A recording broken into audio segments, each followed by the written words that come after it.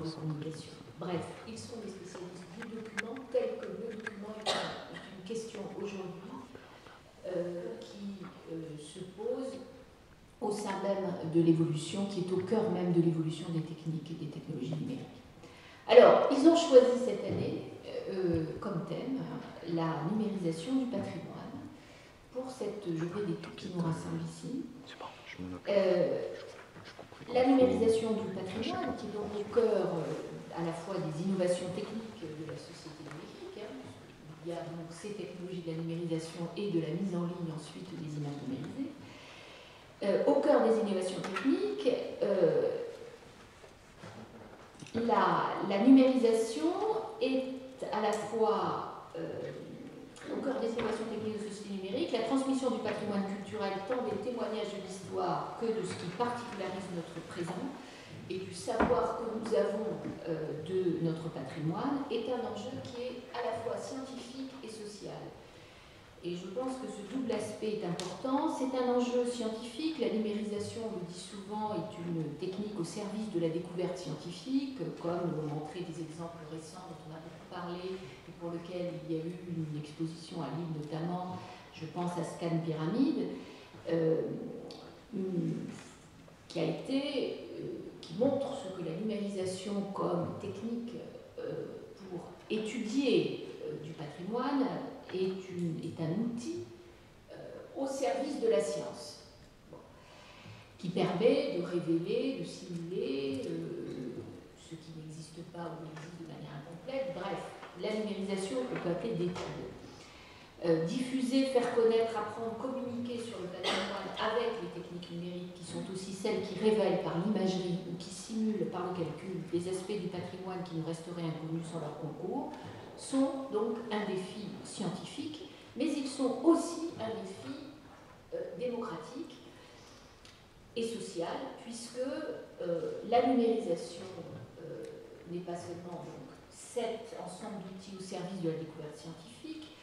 ça n'est pas seulement non plus un impératif de conservation de documents, ou plus exactement une technique pour produire une image des documents en état d'altération avancée. Image dont la pérennité d'ailleurs est elle-même un problème, puisque c'est toute la question de l'archivage pérenne. C'est aussi l'idée, la numérisation du patrimoine, c'est aussi en plus de tout ça, numérisation d'études, numérisation de conservation, c'est aussi l'idée que le grand public, ou en tout cas un public large, pourrait accéder à distance à des images d'œuvres, d'ouvrages, d'archives, donc permettrait de ne pas se déplacer dans les lieux où ils sont seuls consultables et visibles. C'est donc plus qu'un enjeu scientifique ou un outil au service de la science, c'est aussi un grand enjeu social et démocratique. C'est d'ailleurs comme ça qu'il est présenté souvent dans les appels à projets du ministère de la Culture, par exemple, sur la numérisation, cette dimension d'ouverture à tous. Alors, évidemment, ça n'est pas simple, c'est pour ça que c'est intéressant aussi dans le journal d'études, c'est que tous ces défis scientifiques, sociaux, démocratiques ne sont pas simples, s'adresser à tous, et je pense que les spécialistes l'expliqueront, la qualité des documents numériques, la manière de les mettre en valeur, on le voit par exemple pour des textes, quand on utilise des normes comme la TUI, texte en commune initiative, comment est-ce qu'on va travailler sur du texte numérisé, non plus sous mode image, mais sous mode texte, qu'est-ce qu'on valorise dans un texte d'archive, jusqu'où est-ce qu'on va encoder les particularités du document d'origine. Donc quand on dit qu'on s'adresse à tous, au grand public, à un public large, quel document numérisé, quel niveau de précision donne-t-on à ce grand public? Il y a donc des enjeux très importants autour de la numérisation. Je remercie très sincèrement les étudiants du Master J de nous avoir proposé de débattre sur ce sujet, qui est à la fois un sujet du passé, puisque c'est la question de la transmission du patrimoine, mais aussi du présent, de ce à quoi nous pouvons accéder, de l'avenir, et de ce que